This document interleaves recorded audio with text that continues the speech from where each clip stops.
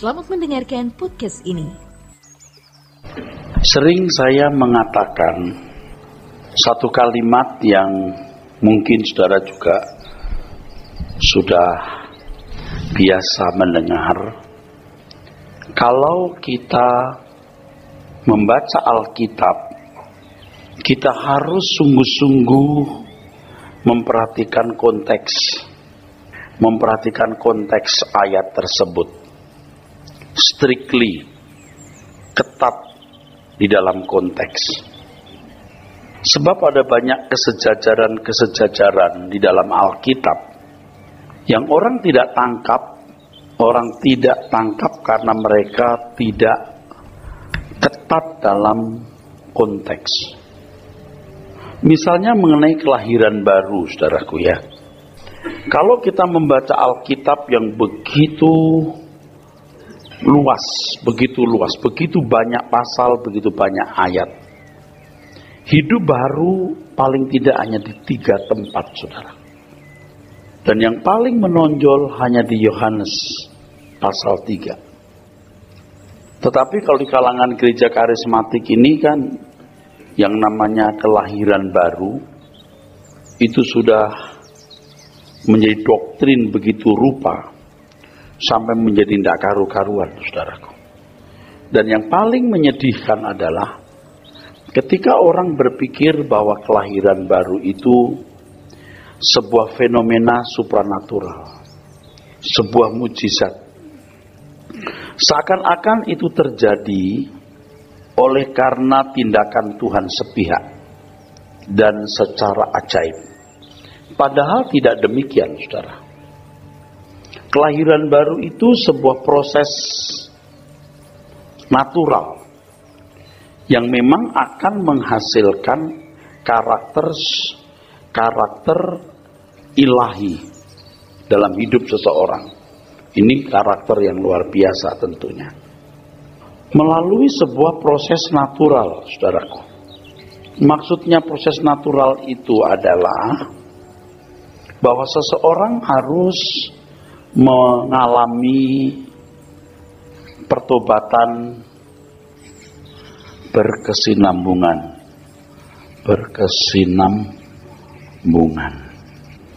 Jadi ketika seseorang menyatakan diri bertobat, menerima Yesus atau berhenti dari berbuat dosa, itu bukan berarti sudah lahir baru. Nah, selama ini kan yang dipahami orang, kalau orang sudah sungguh-sungguh bertobat, sungguh-sungguhnya itu biasa diukur dengan menangis-nangis, ya. Lalu mulai nyata bagaimana dia meninggalkan kebiasaan-kebiasaan yang salah, yang tadinya melakukan perbuatan-perbuatan yang melanggar moral, sekarang tidak, ya. Yang tadinya meninggalkan istri sekarang kembali ke istrinya. Lalu kita menganggap dia sudah mengalami kelahiran baru, saudara. Padahal pertobatan itu bukan satu kali. Pertobatan ini harus berlangsung berkesinambungan, saudara. Mengacu pada Roma 12 ayat yang kedua, pembaharuan pikiran. Dan kata bertobat itu sendiri yang dalam bahasa Yunaninya metanoia, pembaharuan pikiran. Pembaharuan pikiran tidak mungkin bisa berlangsung dalam satu kali kesempatan. Tidak mungkin juga berlangsung dalam waktu sekejap. Orang bisa bertobat itu pasti punya latar belakang. Tidak mungkin tidak punya latar belakang. Tidak mungkin tidak punya dasar, saudaraku. Kalau hanya barang ya, kalau begini, selama ini memahami ini merah, padahal hitam. Halo. Oh, yang merah itu ini hitam. Oh, saya bertobat kalau begitu. Saya sudah tidak lagi mengakui ini merah, ini hitam. Memang kalau hal seperti ini tidak perlu waktu panjang. Tapi kalau untuk pembaharuan pikiran itu pasti membutuhkan waktu. Orang berubah itu pasti punya dasar. Harus ada landasannya mengapa pikirannya mau diubah. Makanya ketika seseorang menyatakan terima Yesus, saya mau bertobat, itu bisa baru sebuah langkah awal. Ibarat mau masuk rumah itu baru pintu gerbang, saudara. Nah, sejak itu dia harus mendengar terus kebenaran firman. Dia harus mendengar terus kebenaran firman. Supaya terjadi pertobatan yang berkesinambungan. Sehingga seluruh cara berpikirnya itu bisa diubah, saudara. Bisa diubah. Jadi ini bisa menyangkut konsep-konsep. Merubah konsep perlu waktu, saudaraku, ya. Konsep-konsep. Ini juga menyangkut dari apa? Cita rasa jiwa. Kalau cita rasa jiwanya sudah rusak, ya saudara, itu tidak gampang. Sebab ada satu hal yang Bapak Ibu harus tahu, ya. Ini daging, ini jiwa, ini nurani. Apa yang dinikmati oleh daging ini, saudara? Itu membangun cita rasa. Kalau daging itu meliputi seks, makan minum, dan kenyamanan fisik.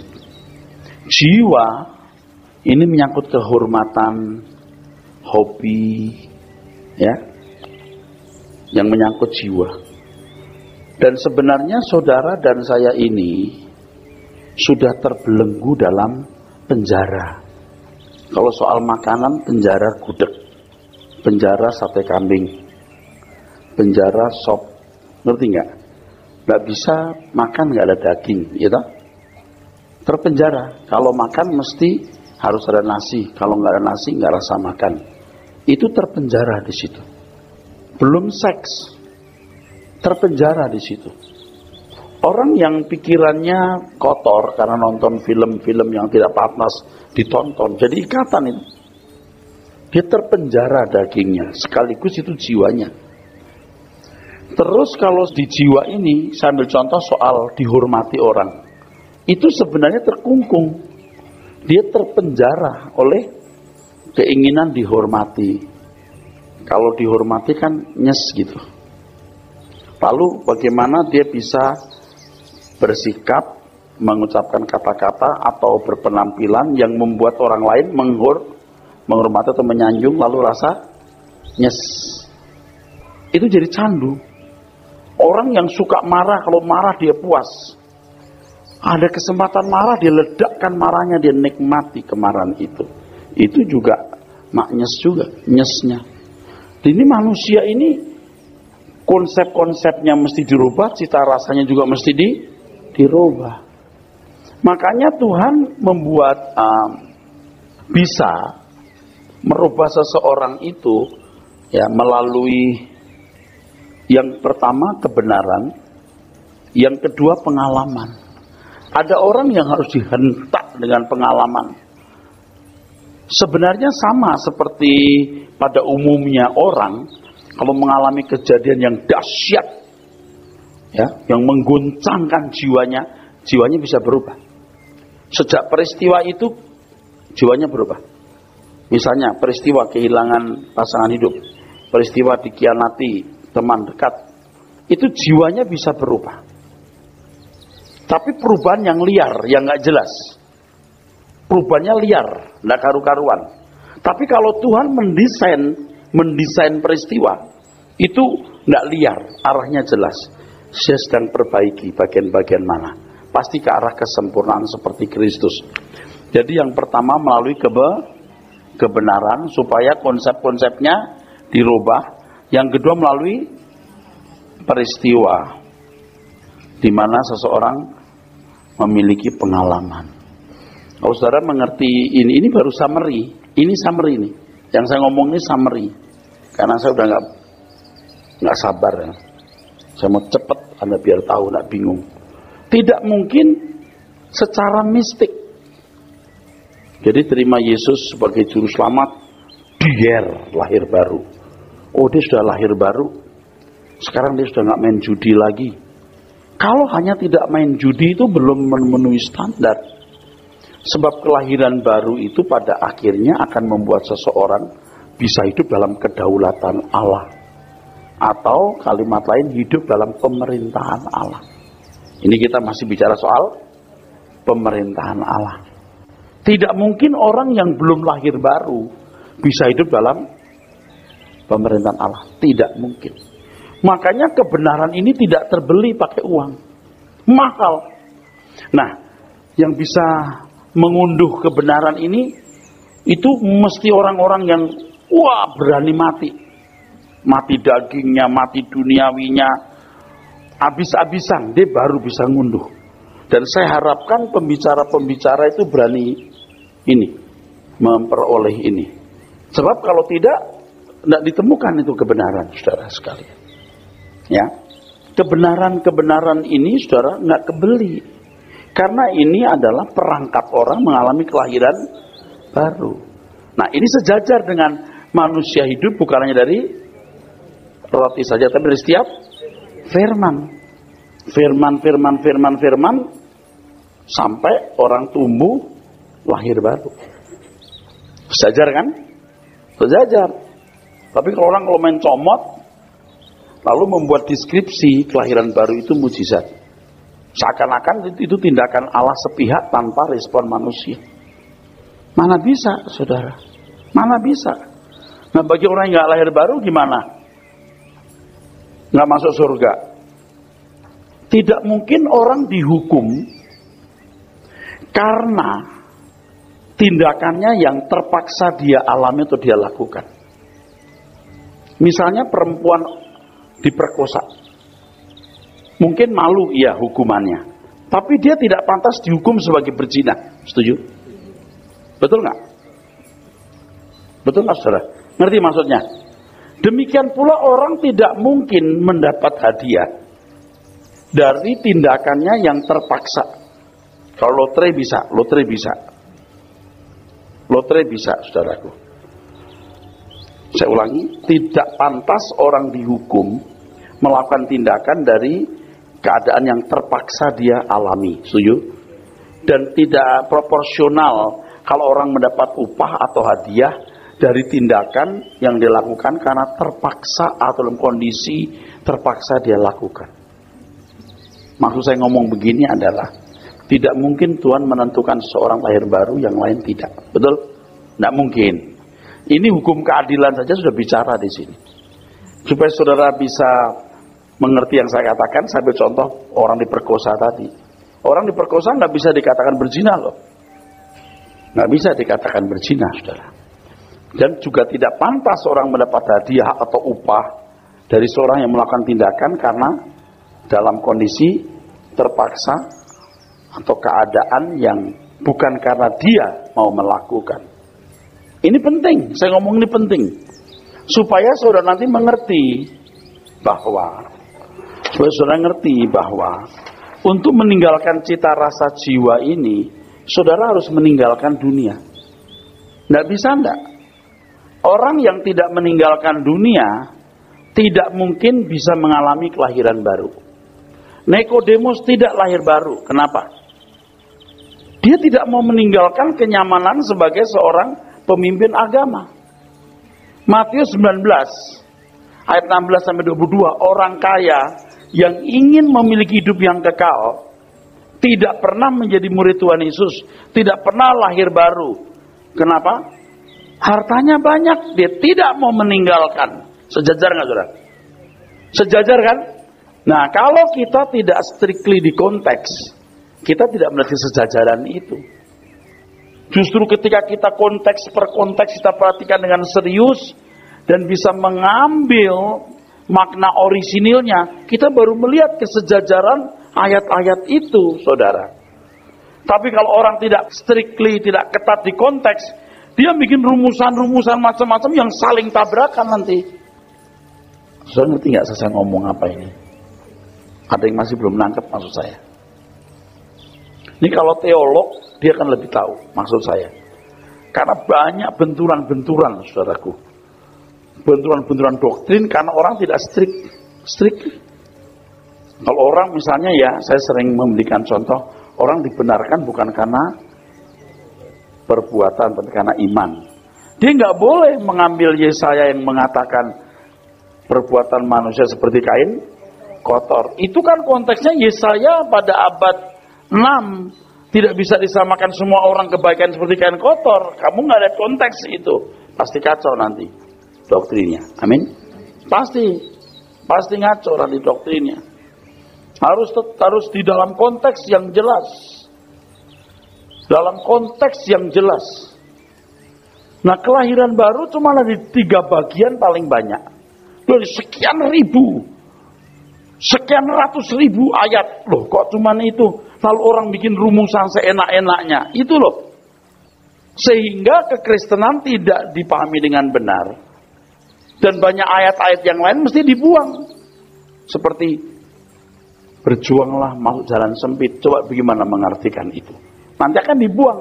Atau diartikan salah. Karena untuk mengimbangi penafsiran yang salah yang sudah dirilis, dikeluarkan.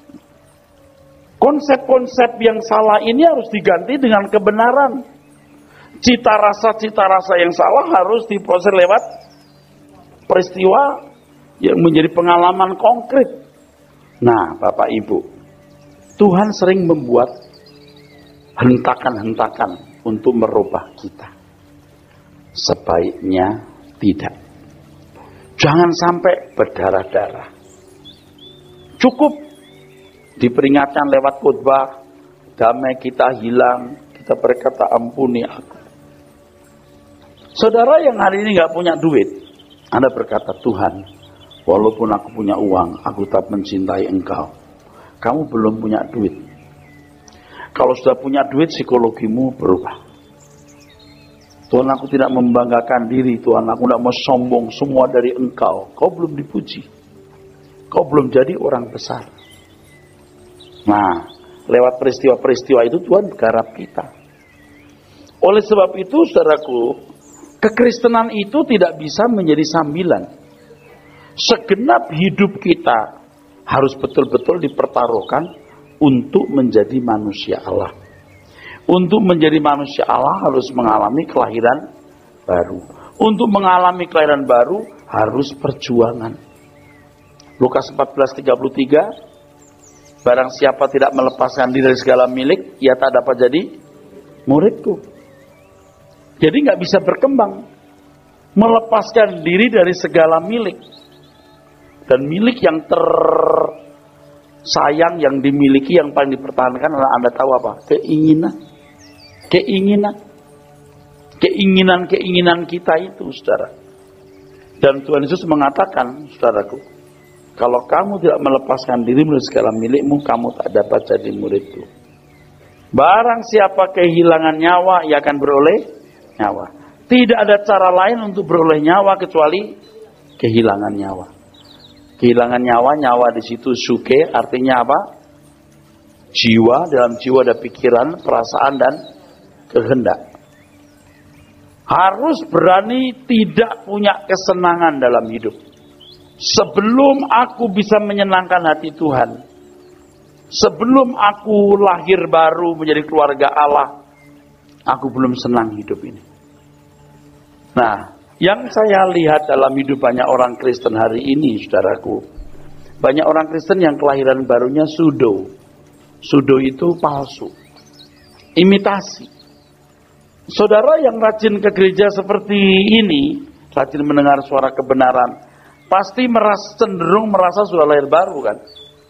Rata-rata begitu. Cenderung mengakui dirinya sudah lahir baru.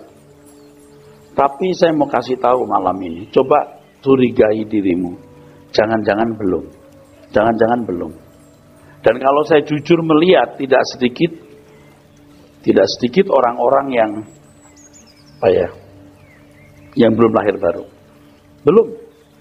Cara kamu memandang uang, cara kamu memperlakukan orang, cara kamu membela Tuhan, kamu belum warga kerajaan Allah yang baik.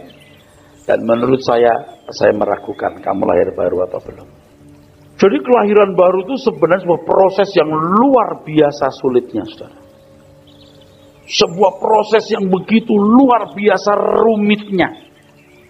Makanya kalau kita bicara bahwa sebutan anak Allah itu hendaknya bukan sekedar status, tapi keberadaan. Orang yang pantas disebut anak Allah itu orang yang dilahirkan oleh Allah. Kalau belum dilahirkan oleh Allah, dia belum anak Allah. Yang dilahirkan oleh Allah itu orang-orang yang pasti telah mempertaruhkan hidupnya sepenuh untuk kelahiran baru itu.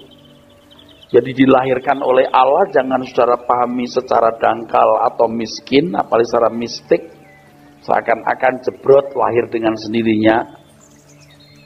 Apalagi kalau sudah berpikir bahwa seseorang bisa lahir baru, yang lain tidak bisa lahir baru. Jadi rusak semua itu. Amin. Anda bisa mengerti yang saya maksudkan? Jadi rusak semua. Kalau kelahiran baru dianggap kejadian ajaib sesaat, nanti muncul lagi teologi ya. Yang satu dipastikan lahir baru, yang lain tidak lahir baru. Jadi semua dibuat simpel atau mensimplifikasi. Ingat tadi saya kasih tahu apa? Orang tidak pantas dihukum kalau dia berkeadaan terpaksa dalam melakukan tindakan, dalam melakukan suatu perbuatan. Tapi orang juga tidak layak mendapat upah, pahala, atau reward kalau dia melakukan suatu karena terpaksa atau keadaan yang memaksa dia berbuat demikian. Itu hukum keadilan. Saudara mau lahir baru atau tidak, itu respon saudara. Jadi sebenarnya kita harus tahu bahwa kelahiran baru yang dialami seseorang itu, saudara-saudara sekalian, itu satu pihak oleh Allah. Satu pihak oleh Allah, Allah menyediakan karunia-Nya, penebusan. Itu mahalnya nggak kira-kira. Maka disebut anugerah. Pemberian dari pihak yang lebih mulia kepada yang tidak mulia. Pemberian cuma-cuma dan sangat dibutuhkan. Itu sudah cukup anugerah, itu namanya karunia, penebusan. Roh Kudus dimeteraikan, itu karunia. Allah berkenan diam dalam diri manusia, hebat sekali. Kalau dulu di Kejadian pasal 6 Allah berkata, Rohku tidak selama-lamanya ada dalam diri manusia karena manusia daging adanya. Sekarang Allah berkenan lagi masuk. Waduh, itu pergulatan yang hebat perasaan Tuhan tuh. Allah tidak suka dengan keadaan itu. Kejadian pasal 6. Manusia daging adanya, roh Allah undur. Sekarang saudara, roh Allah berkenan diam. Wah, itu hebat loh. Ini perjuangan untuk Allah, roh Allah. Aduh, diam dalam diri orang kayak kita yang brengsek-brengsek ini loh. Buset, kita itu siapa sih? Jadi itu perjuangan Roh Kudus luar biasa loh. Lalu ada Injil, amin. Masih belum lengkap. Kalau Injil hanya menjadi logos, belum matang, belum jadi makanan, harus ada menjadi rema. Firman yang diterjemahkan dalam situasi konkret, maka harus ada peristiwa kehidupan. Dan Tuhan mendesain itu.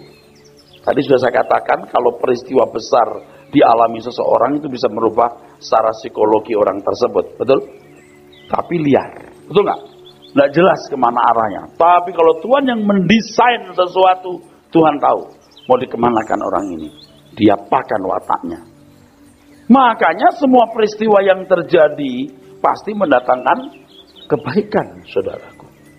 Pasti mendatangkan kebaikan bagi kita. Nah, respon orang itu misteri hidup. Yang itu misteri. Respon itu yang misteri. Bagaimana Anda di rumah hari ini atau datang ke suara kebenaran, itu respon. Tidak cuma begini, terima Yesus, selamat. Tidak terima, binasa. Apaan itu?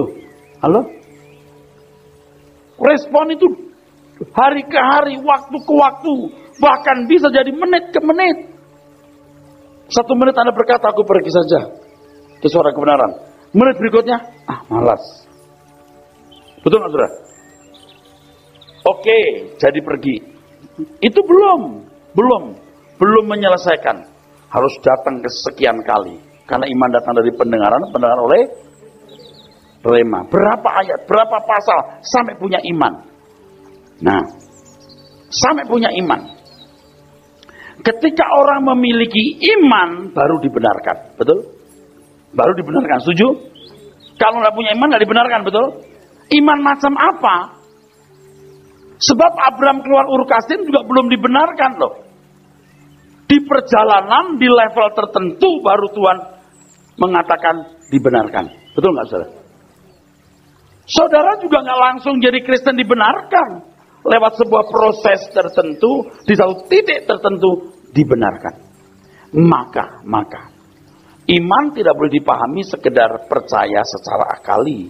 Yesus juru selamat, itu baru percaya identitasnya. Betul?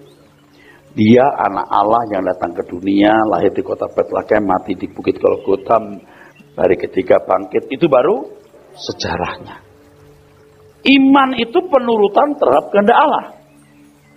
Jadi orang Kristen harus mengenal pribadi Tuhan Yesus, mengerti kehendak Tuhan Yesus, dan melakukan kehendak Tuhan Yesus. Jika sampai punya iman seperti iman Abraham, ketika sampai titik ini, baru dibenarkan. Ini benar imannya. Dan itu titik kelahiran baru, sejajar. Sejajar nggak? Sejajar. Ketika dibenarkan karena imannya memenuhi. Ketika seluruh pengertiannya diubah, sampai titik tertentu, dia lahir baru. Dia punya iman yang benar. Dan dia sah sebagai anak-anak Allah. Sejajar. Makanya minggu lalu harus datang juga tuh. Kalau minggu lalu nggak datang, saya juga mau ngomong lagi agak berat. Waktunya udah nggak cukup. Saya menjelaskan apa itu iman. Luar biasa, saudara. Saya sudah sedikit lagi tuh kitab Roma soal iman. Mengacu pada hidup Abraham. Kita disebut anak-anak Abraham itu harus punya iman seperti Abraham. Iman seperti Abraham itu yang bagaimana? Lihat hidupnya, karena hidup Abraham itu memberikan inspirasi, memberikan pola, memberikan landasan atau dasar iman yang benar. Lihat hidup Abraham memberikan inspirasi, memberikan pola dan landasan iman yang benar. Jadi kalau percaya Yesus juru selamat, itu belum iman Abraham. Abraham suruh keluar Ur Kasdim. Ya Tuhan, dia pergi. Bertahun-tahun belum punya anak, tetap dia nurut. Namanya suruh ganti, walaupun belum punya anak, dia ganti. Itu perjalanan iman Abraham. Sampai dia dikatakan dibenarkan. Sampai Tuhan menyatakan ini benar. Kalau minggu lalu saya kaitkan dengan itu janda itu. Yang ini yang dibenarkan. Tidak dalam waktu sekejap orang bisa dibenarkan, saudaraku. Nah, jadi rumit, saudaraku, tapi ini yang benar. Kekristenan yang sejati itu sebenarnya ini. Sebuah proses yang panjang, saudaraku. Ketika konsep-konsep dirubah, cita rasa dirubah, lewat pengalaman hidup. Nah, masing-masing individu itu meresponi, memberikan respon atas anugerah yang Tuhan berikan. Bertahun-tahun yang dipahami oleh banyak orang adalah kita diselamatkan bukan karena perbuatan baik. Yeay, nggak perlu berbuat baik. Nggak ngomong sih, nggak ngomong gitu. Tapi begitulah jiwanya diinfus itu bukan karena perbuatan baik. Jadi kalau kita bicara soal kita harus sempurna, dia pikir kita mau mencari keselamatan dengan perbuatan baik. Tuh, konsepnya Pak Eras tuh anugerah plus. Dia nggak duduk dia. Jauh dari pengertian yang saya maksud. Jauh. Dan kalau orang ngomong gitu, saya udah nggak mau ngomong lagi. Kenapa? Dia bukan bodoh, dia terlalu bodoh. Jadi kita malas ngomong sama orang yang terlalu bodoh. Anugerah itu apa? Dibedah dulu. Perbuatan baik itu dibedah dulu. Alkitab mengatakan Abraham dibenarkan bukan karena bukan perbuatan, melakukan hukum Taurat. Nggak ada Taurat. Abraham nggak diatur sama Taurat, cuma diatur sama perintah Tuhan. Pergi dari Ur Kasdim, ganti nama. Ayo bunuh, sembelih anakmu Ishak. Itu doang. Udah nggak ada perbuatan yang lain udah. Lain dengan orang-orang Yahudi yang hidupnya tuh diatur Taurat, saudaraku sekalian.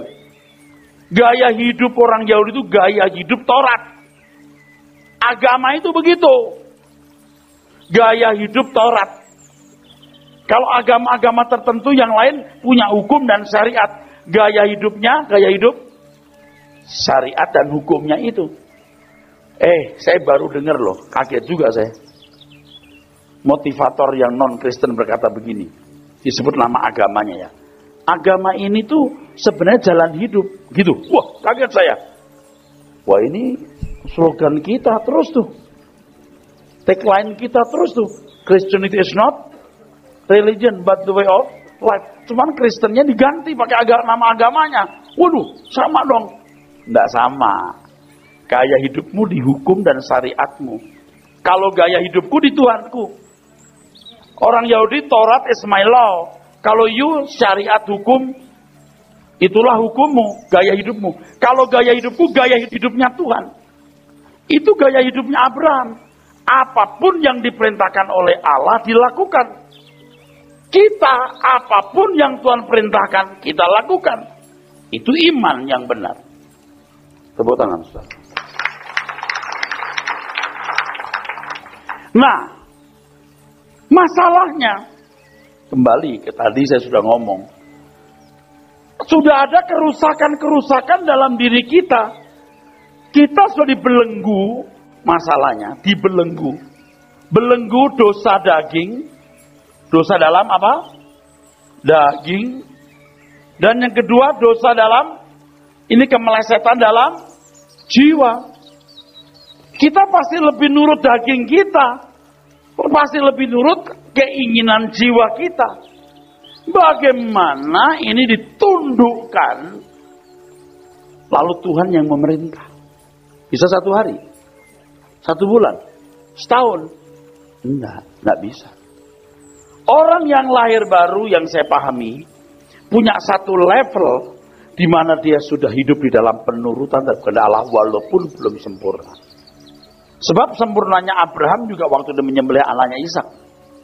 Waktu dia menghitung bintang di langit. Itu. Terus Abraham percaya itu dibilangkan sebagai kebenaran. Nah itu dia dibenarkan. Tapi jangan Anda lihat pada waktu dia hanya menghitung. Harus dilihat dari kesediaannya keluar Ur Kasdim. Kalau Tuhan berkata, Abraham kau percaya padaku? Percaya Tuhan. Yakin betul kamu padaku? Yakin Tuhan. Aku Allah yang baik, sungguh amat baik Tuhan. Keturunanmu akan jadi berkat bagi semua bangsa. Aku percaya Tuhan. Keluarlah dari Ur Kasdim, Abraham. Tidak usahlah Tuhan, di sini aku cukup percaya saja. Tidak. Dia harus keluar menunjukkan percayanya. Lalu orang Kristen menunjukkan percayanya dengan cara apa? Ke gereja, nyanyi. Cukup. Sesat. Dia harus hidup seperti Abraham. Melakukan keinginan Tuhan. Kalau keinginan Tuhan zaman Abraham kan keluar Ur Kasdim, ganti nama, nyembelih Ishak. Beberapa butir. Tapi kalau kita Roh Kudus diam. Baik kau makan atau minum. Atau melakukan sesuatu yang lain. Lakukan semua untuk kemuliaan Allah. Wah. Itu yang sempurna, saudaraku. Nah masalahnya tadi, daging jiwa kita sudah terkungkung. Berani tidak kita meninggalkan keinginan daging? Coba sekarang jujur saja, saudara punya kelemahan apa di dagingmu, di jiwamu? Sombong, gampang tersinggung, mau diwongke, dimanusiakan. Bisa nggak tiba-tiba habis berdoa terus, kok aku nggak pengen dipuji ya? Bisa nggak? Nggak bisa. Mungkin bapak-bapak di sini habis doa nangis-nangis, ke mall ya cewek cantik masih, baru dari gereja. Baru dari gereja begitu keluar tempat parkiran berebut buku. Lu belakangan udah begitu. Bisa nggak? Habis dari gereja nyembuhan nangis terus di luar terus kok bisa nggak bisa marah ya? Kok bisa nggak bisa marah ya? Kok aku nggak bisa tersinggung ya? Lihat cewek cantik, oh kayak dolphin ya? Kok nggak tertarik ya? Nggak mungkin. Dia harus proses terus. Oke, sekarang soal lidah aja deh. Udah tahu nih, jaga kesehatan, pola makan yang baik kan begitu. Amin Tuhan, aku mencintaimu. Tubuh baik Roh Kudus. Iya Tuhan. Jaga jangan makan yang enggak. Iya Tuhan. Udah, amin. Terus pulang dari gereja ke rumah restoran Padang. Wah, pas itu rendangnya hangat. Ayo, aku nggak pengen makan rendang lagi. Kok aku tiba-tiba nggak pengen makan apa-apa? Pak, saya nggak jadi makan di sini. Kenapa? Kata pemilik restoran Padang. Tiba-tiba saya nggak nafsu semua Pak. Ada saladnya Pak? Nggak ada, gado-gado ada. Tapi kan ada kacangnya Pak. Udah gini Pak, salad aja Pak, pakai udah salad doang dah. Udah itu aja. Tiba-tiba nggak ada nafsu makan apa-apa. Kecuali tiba-tiba yuk sakit kena virus apa bisa. Nggak mungkin. Merubah cita rasa lidah kita pun perlu waktu. Apalagi jiwa. Kalau nggak berjuang sungguh-sungguh mana bisa. Kok dibuat simpel tuh gimana? Udah selamat. Sekali selamat tetap selamat. Itu mah nggak bodoh saudaraku. Apa? Bodoh sekali. Bodoh bener. You belum bedah apa itu selamat. Makanya harus konteks itu diperhatikan.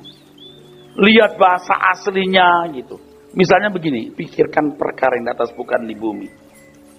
Itu pakai kata phroneo. Loh, kok bisa pakai phroneo? Yang lain kata berpikir umum bukan phroneo loh. Kok ya bisa? Bukan. Jadi kalau pikirkan perkara di atas itu sampai di nandes di dalam nurani jiwa. Dalam nesama, bukan di jiwa. Nah, itu kata itu luar biasa loh. Pikirkanlah itu dengan kata berpikir pada umumnya beda. Terjemahan aslinya. Nggak mungkin kebetulan. Pasti itu ada maksud Tuhan yang luar biasa di situ. Nah, dari belenggu-belenggu ini Tuhan menjanjikan kita dalam Yohanes 8 31-32. Kalau kamu tetap dalam firman-Ku, kamu benar-benar adalah murid-Ku. Kamu akan mengenal kebenaran akan memerdekakan kamu. Tapi saya kasih klausul yang lain, tidak bisa cuma satu ayat itu. Kalau kamu tidak setia dalam hal mamon yang tidak jujur, kamu tidak mengenal kebenaran. Lukas 16 ayat 11. Kembali lagi, respon dari kita. Respon dari kita. Kita bisa melihat kenapa ada orang yang, waduh kayaknya pinter ngomong, tapi hidupnya tidak memancarkan ilahi. Saya juga begitu, saya juga lihat hidup saya sendiri, saudara. Kenapa aku pinter ngomong, sekolahnya pinter, cum laude, summa cum laude, tapi kok saya belum memancarkan pribadi Kristus ya? Apa yang salah ya? Nah, saya membenahi diri. Waduh, gak gampang saudaraku. Tapi kalau kita sudah tahu kebenaran, coba you bikin salah, tersiksa jiwamu. Betul gak? Tersiksa jiwamu. Salah lagi, lebih tersiksa. Salah lagi, mati kamu rasanya. Rasanya mati kamu, lemes. Bukan dosa-dosa besar gimana, kesombongan. Aduh, kenapa aku tadi ngomong itu? Kenapa aku mau menunjukkan kehebatanku? Tapi besok bikin salah lagi. Salah yang sama. Bener-bener kita punya jiwa ini udah rusak, saudara. Udah tahu marah itu yang tidak pantas sampai tingkat dendam itu nggak boleh. Tapi titik marah tertentu membuat kita jadi salah, tahu, tapi berbuat juga. Nah, karena kita mengenal kebenaran, kita dikejar oleh kebenaran itu. Sekarang gara-gara kita ketemu orang yang ngerti gizi, ya kita nyolek daging juga, tapi damai kita hilang. Nggak nyaman di jiwa. Nyaman di sini, nggak nyaman di sini, lama-lama jadi nggak nyaman di sini. Lalu kadang-kadang kita menghibur diri dan mengatakan gini, ya udah kali ini aja, jangan marah ya. Kita ini menenang, excuse untuk diri sendiri daripada kita diganggu sama diri sendiri. Ini sekali ini, lu jangan marah-marah. Gitu. Besoknya kali ini aja. Tapi suara kebenaran dalam diri kita mengatakan, kamu munafik. Kamu ngajarin orang makan baik, kamu sendiri nggak baik. Terganggu jiwa kita. Aku mau minum kopi, tapi nyium-nyium. Jadi kita, tapi nggak habis nih ya, nggak habis nih. Kita takut sama diri sendiri loh, saudaraku. Karena ini ngejar, saudaraku. Nangkep, saudara? Saudara tahu nggak ya saya ngomong apa ini? Secara umum, psikologi umum saja ada, perasaan itu ada, bukan nggak ada. Kalau orang melakukan sesuatu yang bertentangan dengan apa yang dipahami baik, pasti terganggu jiwanya. Nah, kalau kebenaran kita miliki, karena kebenaran akan membuat kita peka terhadap kehendak Allah, wah itu kedalamannya luar biasa. Kedalamannya luar biasa. You bisa bilang, bukan agama tapi jalan hidup. Saya juga bisa bilang Christianity is not religion, tapi jalan hidup. Tapi beda. Hukum itu jalan hidupmu. Kalau aku Tuhan jalan hidupku. Beda, bro. Kalau Tuhan diwakili oleh hukum, kalau di dalam kekristenan Tuhan gak diwakili hukum, Tuhan sendiri. Makanya aku harus mengenal pribadi dia. Nah, kalau sampai di gereja kemudian ada strata, artinya pendeta lebih tinggi, jemaat lebih rendah, sehingga jemaat tidak sungguh-sungguh mencari dan mengenal Tuhan. Wah, rusak, saudara. Rusak kekristenan, saudara. Setiap kita harus optimis bisa menemukan Tuhan, berdialog dengan Tuhan, berbicara dengan Tuhan. Saya kasih tahu ya, saudara, ini dengan sedihnya saya, dengan sedihnya. Saya ini kan guru, dosen, mahasiswa saya banyak di mana-mana. Tidak sedikit mereka yang tidak menjadi pendeta. Oh, nggak apa-apa. Jadi pedagang nggak apa-apa. Tapi tidak melayani di gereja. Oke, nggak apa-apa, nggak main di gereja. Asal di tempat bisnismu, dalam kegiatanmu, kamu mengabdi kepada Tuhan. Itu pun tidak. Itu pun tidak. Malah saya juga mendengar dan ada buktinya, nggak jujur soal duit. Aduh, apa yang kamu dapat selama di sekolah teologi ya? Kok sia-sia rasanya? Kenapa? Yaitu ajaran yang salah itu, saudaraku. Lahir baru, jebret. Kalau waktu masuk sekolah kita tanya, udah lahir baru belum? Sudah, Pak. Kapan? Waktu KKR, Pak. Dulu ada mahasiswa seminari PTL datang ke kampung kami, bikin KKR, Pak. Saya lahir baru waktu itu. Kita berkata, ya, udah nih, ini udah. Tapi kalau jawabannya begini, saya nggak tahu, Pak, saya lahir baru atau belum, Pak. Dari kecil saya Kristen, Pak. Emang cita-cita saya mau jadi pendeta atau hamba Tuhan. Oh, ini belum nih. Cepat tuh saya jawab waktu itu. Dulu begitu loh. Aduh, malu-maluin bener loh itu. Aduh, ampun, master teologi loh pada waktu itu. Udah MTH saya. Tapi sekarang saya mengerti, justru mungkin dari kecil ini, mungkin lahir baru. Siapa yang tahu orang lahir baru? Khotbah-khotbah saya hari ini membuat orang jadi meragukan keselamatannya. Orang kan bilang, ya Pak, saya dengar khotbah Bapak jadi saya ragu-ragu selamat atau belum. Bagus. Yang kedua, saya dengar khotbah Pak Iras keselamatan jadi mahal. Oh enggak, salah kamu. Sangat mahal. Emang, surga itu luar biasa. Kesucian Tuhan itu hebat. Kalau nanti Tuhan datang kembali, kerajaannya di luar biasa. Kita masuk anggota keluarga kerajaan, itu harus orang yang sempurna. Nggak bisa ecek-ecek begitu. Aku aja sekarang belum tentu layak kok. Makanya saya diberi panjang umur. Cuman nggak lama. Itu luar biasa. Wah, saya kalau ke Pak Eras nih jadi meragukan keselamatan. Dua, keselamatan mahal. Saya jadi nggak yakin masuk surga. Nah, bagus lu nggak yakin. Sebab keyakinanmu harus ada alasannya.